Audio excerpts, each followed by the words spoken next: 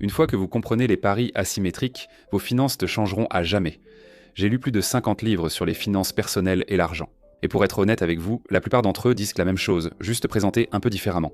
Ils disent de tous à peu près: économisez plus, dépensez moins, investissez la différence, évitez les dettes, soyez patient. Honnêtement, ce n'est pas mal, mais ce n'est pas suffisant.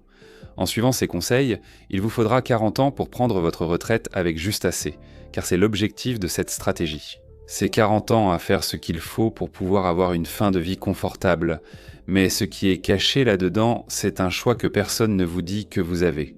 Je vais vous expliquer pourquoi beaucoup de livres et créateurs financiers mentent. Ils montrent une voie, mais en suivent une autre, parfois sans s'en rendre compte. Une fois que vous comprenez cela, vos finances ne seront plus jamais les mêmes. Il n'y a que deux voies possibles. Presque tous les livres de finances personnelles défendent discrètement l'une de ces voies, critiquent l'autre ou ignorent même son existence. Premièrement, la voie lente: trouvez un emploi, investissez 10 à 20% de vos revenus dans des fonds indiciels et laissez-les fructifier pendant 40 ans. En suivant ces conseils, vous évitez l'inflation du train de vie et les dettes, puis partez à la retraite avec assez d'argent. C'est ce que recommandent la plupart des livres de finances personnelles, comme Dave Ramsey. Ce n'est pas faux, les calculs sont justes. Par exemple, investir 500 $ dans des fonds indiciels de 25 à 65 ans rapporte 2,5 millions de dollars. Faire ce calcul sur une longue durée reste toujours attractif. Pour beaucoup, c'est un choix rationnel. Une solution sûre et efficace, même si elle prend du temps, reste préférable à l'inaction. J.D. DeMarco évoque dans son livre « La voie rapide vers le million », une autre voie vers la richesse. Malgré son titre accrocheur, il ne s'agit pas d'un moyen de s'enrichir vite, ni d'investir dans la crypto ou de faire du flipping. La voie rapide vers le million, c'est vraiment essayer de sortir du cycle où l'on échange son temps contre de l'argent. C'est vraiment ça, au fond. C'est en quelque sorte compresser 40 années d'efforts en une période de 5 à 10 ans et obtenir un résultat important pendant ce laps de temps. Et ensuite, on finit par obtenir 40 années de résultats sur une période condensée parce qu'on a aussi fourni un effort condensé, mais c'est aussi un effort très différent, n'est-ce pas? Il y a donc ce livre qui s'appelle « Père riche, Père pauvre ». Même ceux qui n'aiment pas le livre reconnaissent la pertinence du graphique appelé « quadrant du flux de trésorerie ». Il montre en une image pourquoi la plupart restent sur la voie lente et affirment qu'il n'existe que 4 façons de gagner de l'argent. Vous avez le E pour employé, où vous échangez des heures de votre vie contre un salaire. Vous avez le S pour travailleur indépendant. Vous vous êtes créé votre propre emploi. Vous pouvez être avocat, freelance, plombier. Vous gagnez plus par heure, mais échangez toujours votre temps contre de l'argent. Si vous cessez de travailler, l'argent cesse aussi. Le B, propriétaire d'entreprise, possède un système qui fonctionne sans lui. Votre temps et votre argent ne sont plus liés. Vous dormez, l'entreprise génère toujours des revenus, ou vous devenez investisseur et votre argent travaille pour vous. Cela peut être de l'immobilier, des actions, une entreprise ou des actifs numériques. Votre argent travaille pour vous. C'est simplement une représentation visuelle de ces deux options. Vous avez le côté gauche qui représente les employés et les travailleurs indépendants, c'est-à-dire la voie lente. L'argent est toujours lié au temps. Du côté droit, le propriétaire d'entreprise et l'investisseur prennent souvent la voie rapide. Donc le jeu auquel nous jouons tous, c'est est-ce qu'on accepte de rester du côté gauche ou est-ce qu'on fait tout ce qu'on peut pour passer du côté droit, même si le côté gauche est confortable, sûr, facile et qu'on y est déjà. Même un chirurgien gagnant 400 000 $ par an reste à gauche. Il échange son temps contre de l'argent. S'il arrête d'opérer, l'argent cesse aussi, non? Quelqu'un qui détient cette petite entreprise générant 100 $ par mois pendant son sommeil est du bon côté, tout dépend du mécanisme. J'ai l'impression que la plupart des gens passent toute leur carrière et leur vie à essayer de gravir les échelons du côté gauche pour arriver au sommet de la gauche. Mais ils ne réalisent jamais que cette échelle ne les mènera pas là où ils veulent aller. Parce que la plupart des gens veulent la liberté. Ils veulent pouvoir gagner de l'argent pendant qu'ils dorment, non? Ça a l'air sympa. Ils veulent pouvoir voyager, avoir la liberté de choisir leur lieu de vie, ne pas avoir à rendre des comptes à un patron. C'est presque impossible, sauf si vous attendez longtemps en restant à gauche. Même en montant plus haut, ce sera toujours là. Alors pourquoi ne pas franchir le pas? En partie parce que cela paraît imprudent et que le risque asymétrique est mal compris. Il y a ce livre intitulé « Choisis la difficulté, vis facilement », qui n'est même pas vraiment un livre de finance, mais qui a été l'une des choses les plus utiles pour m'aider à cristalliser cette idée des paris asymétriques. Chaque fois que tu dépenses une petite unité de ta vie, tu fais un pari. Il va y avoir un certain type de résultat.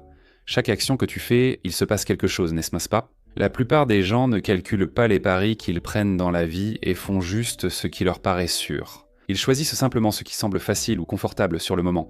Mais je pense qu'un bon exemple de cela, c'est, disons, que tu fais de la moto. Tu montes sur la moto pour 1 heure. L'avantage, c'est que tu profites vraiment de cette heure de ta vie, n'est-ce pas?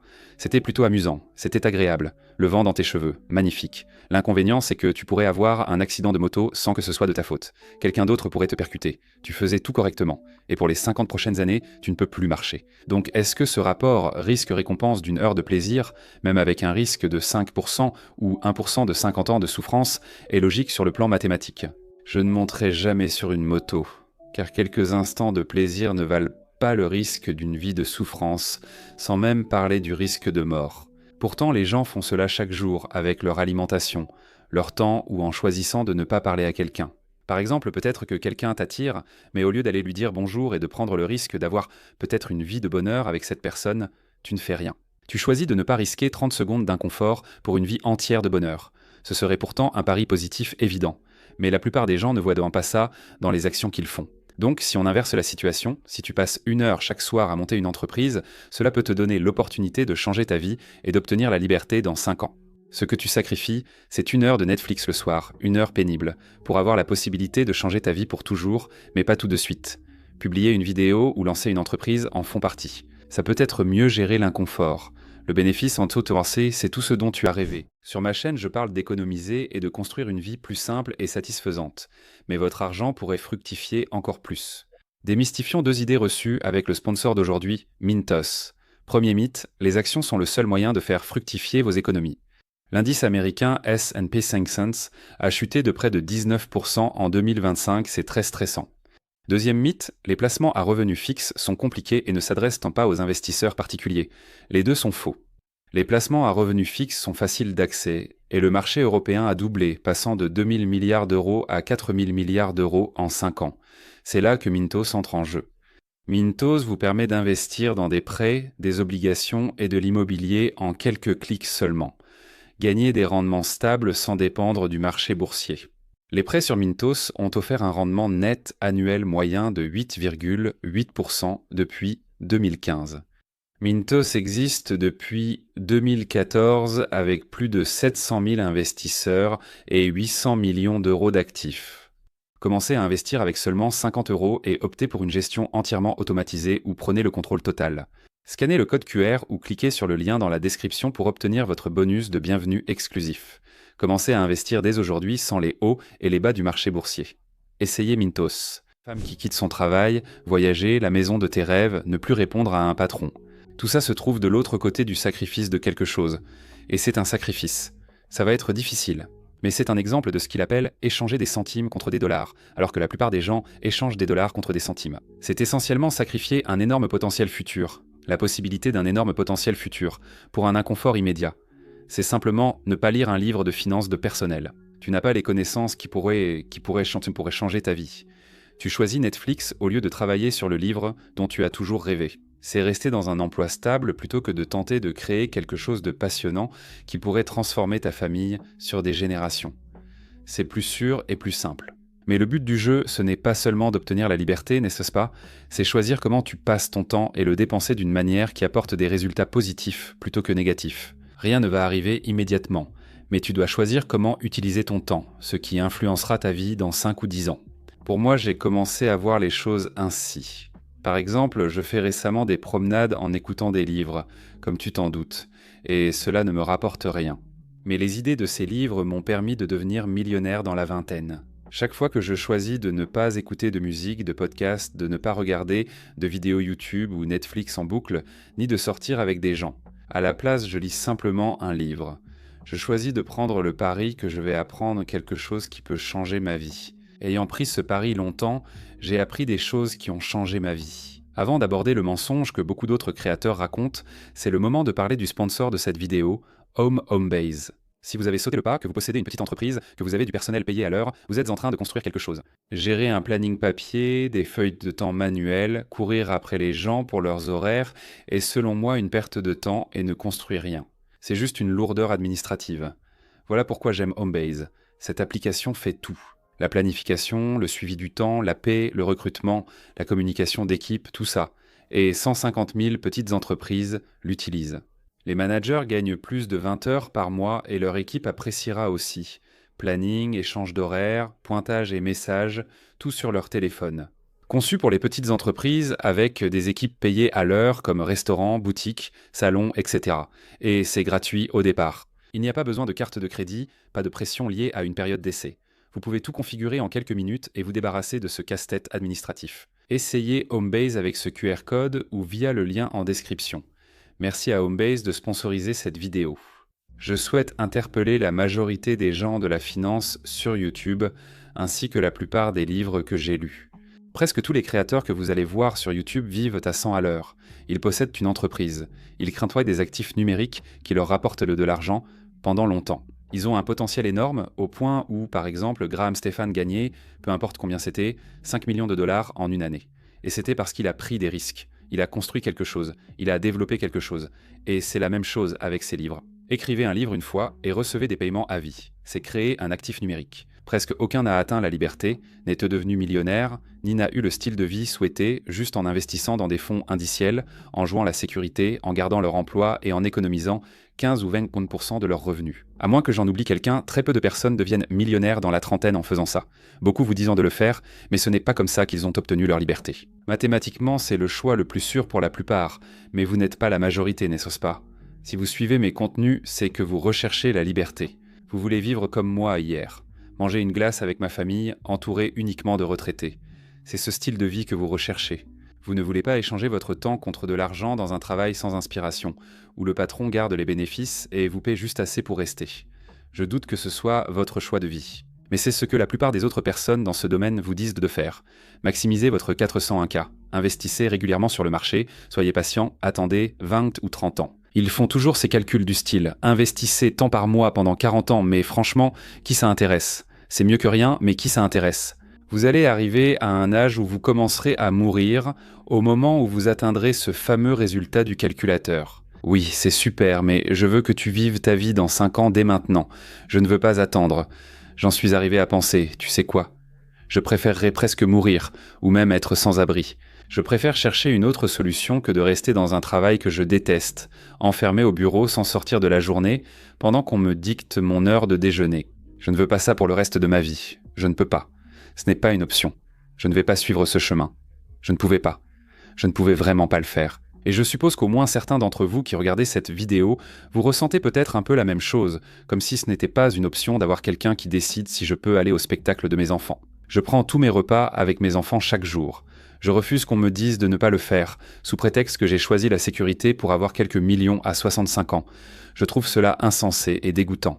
Certains aiment, faites ce que vous voulez, ça m'était égal. Mais pour moi, ce n'est pas une option.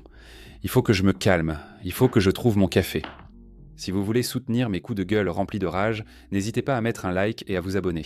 En général, si vous mettez un like, il y a probablement 10 à 20 personnes de plus qui verront la vidéo. Merci à tous pour vos interactions. Je dois trouver comment rencontrer certains d'entre vous. Donc quand je me suis marié, j'avais 22 ans et j'ai un peu passé un accord avec ma femme. Et j'ai eu la chance d'apprendre ça tôt. C'est plus difficile quand on a des enfants, c'est plus difficile quand on a une maison, mais il faut décider si on veut faire ce même choix. Et ensuite, j'aimerais vous donner, j'espère, quelques petites étapes pour vous aider à aller là où vous voulez aller. Mais nous avons décidé de vivre un style de vie un peu radical pendant 3 à 5 ans. Et j'ai un peu fait la promesse que si on arrivait à faire ça, on pourrait avoir la vie de nos rêves. N'est-ce pas ? Ce n'était pas une possibilité pour moi d'avoir de la liberté dans la vingtaine, la trentaine, probablement même la quarantaine, parce que j'ai abandonné le lycée, je ne suis pas allé à l'université. Je n'avais aucune compétence de grande valeur. Je travaillais dans une entreprise de nettoyage et gagnais environ 50 000 à 60 000 euros par an en cumulant temps plein et partiel. Donc tu vois, les options pour moi de gagner ou d'économiser 1 million de dollars en faisant toutes ces choses conventionnelles, ce n'était pas une option. Sur 30 ans, oui, ça peut être une option, mais pour moi c'était stupide. J'en suis venu à penser, si on accepte une vie difficile pendant 3 à 5 ans et que je m'investis à fond, on atteindra le point où tu n'auras plus à travailler. Son rêve était de rester à la maison avec ses enfants. On en a 3 maintenant. On va probablement en avoir un autre à un moment donné, genre l'année prochaine ou quelque chose comme ça, et on pourra voyager, on pourra faire tout ce genre de choses. Mais il faut que tu me donnes 3 à 5 ans de galère, de vraies galères, et de conduire de vieilles voitures pourries dont tu es un peu, embarrassé. De littéralement manger du poulet et du riz au point que, franchement, je n'ai pas mangé de poulet pendant quelques années récemment parce qu'on en a tellement mangé. C'était la nourriture riche en protéines la moins chère qu'on pouvait trouver. Faire tous ces choix de vie pour financer mon travail à temps plein ou partiel, Lancer une entreprise, investir, et faire tout cela sans vie pendant des années, juste pour bâtir quelque chose qui nous sortirait de là. C'était comme si la seule solution était de prendre le contrôle. Il existe un livre appelé Responsabilité totale. Encore une fois, on ne parle même pas de livre de finances en ce moment, mais il explique que la responsabilité que tu prends est directement liée aux résultats que tu obtiens. Donc, si tu restes sur la voie lente, c'est relativement sûr, c'est plutôt tranquille, tu n'as pas à faire de sacrifice. Je n'aurais pas eu à faire tout ça. Je n'aurais pas eu besoin d'avoir, enfin, ce n'était même pas une mauvaise vie. Les choses matérielles, ça n'a pas d'importance. Tu peux être heureux en mangeant du poulet, du riz et des haricots, et en vivant dans un petit appartement. Qui s'en soucie, au fond. En prenant la voie lente, tu éviteras les choix difficiles, et tu y arriveras. Tout ira bien. Mais tu vois, plus tu portes de poids, plus tu prends de risques, plus tu acceptes de responsabilités qui te pendent au-dessus de la tête. C'est comme si tu te disais, oui, on pourrait essayer la voie rapide pendant 5 ou 10 ans et ça pourrait échouer, échouer, échouer, échouer, échouer, échouer, échouer, échouer, échouer, échouer, échouer, échouer, échouer. Ça pourrait être nul, nul, nul, nul, nul. Et puis bam, on est dehors. On peut rester dans la médiocrité, mais plus on prend de risques, plus le retour potentiel est grand. Oui, tu peux prendre ces risques, sacrifier tes soirées et week-ends pendant 3 ans à lancer une entreprise qui ne décolle jamais. Tu as essayé, ça n'a pas marché, il faut continuer à tenter autre chose. C'est sans doute ce qui arrivera. Sur YouTube, j'ai perdu de l'argent pendant 3 ans malgré des publications hebdomadaires. J'ai commencé à publier 3 fois par semaine alors que je venais de me marier, que je rénovais des appartements, que j'étais agent immobilier. J'ai travaillé comme un fou sur ce projet et je n'ai eu aucun résultat. Mais à moins d'oser ces paris asymétriques, je continuais en pensant « je vais continuer à miser 10 centimes et peut-être qu'un jour j'aurai $1. » Je prends ce pari sur moi-même. J'ai arrêté la télé et les jeux vidéo. Je ne faisais rien d'autre que continuer à prendre des paris, continuer à prendre des paris, continuer à prendre des paris, à prendre ces paris chaque jour en me disant « je me sais pas quoi. Je vais continuer à lire des livres. Je vais garder mon travail salarié parce que c'est ce qui me donne la possibilité de prendre ces risques. Je vais continuer à essayer de lancer ces entreprises, essayer de devenir agent immobilier, essayer de lancer une entreprise de construction, essayer de lancer une entreprise de fitness, développer cette chaîne YouTube, juste essayer toutes ces choses parce que je savais que si l'entreprise de construction marchait, j'aurais pu avoir cette liberté. Si le métier d'agent immobilier marchait, bon, ça restait quand même un genre de boulot, un truc d'indépendant, mais j'aurais pu développer au point de posséder une entreprise, de devenir courtier et d'avoir d'autres personnes avec moi. Bref, peu importe si la chaîne YouTube marchait, ce qui a fini par arriver après des années d'essais, alors je pouvais l'obtenir. Mais la plupart préfèrent rester dans leur confort. Ils préfèrent avoir une nouvelle voiture, devoir travailler plus pour payer toutes leurs babioles en plus.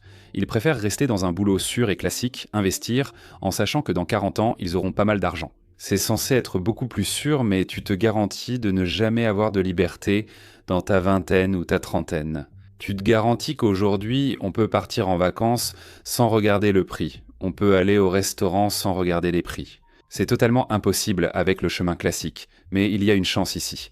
Selon tous les livres que j'ai lus, ce n'est pas ça l'essentiel. Ce ne sont pas de simples conseils ou une méthode pour devenir riche vite. Il ne s'agit pas d'économiser 8% sur les courses ni d'une stratégie secrète d'investissement. C'est un choix que tu fais à chaque instant. Vas-tu saisir une opportunité pour obtenir un résultat positif, comme choisir une banane plutôt qu'une glace, sachant qu'à force, tu pourrais avoir des abdos au lieu de grossir ?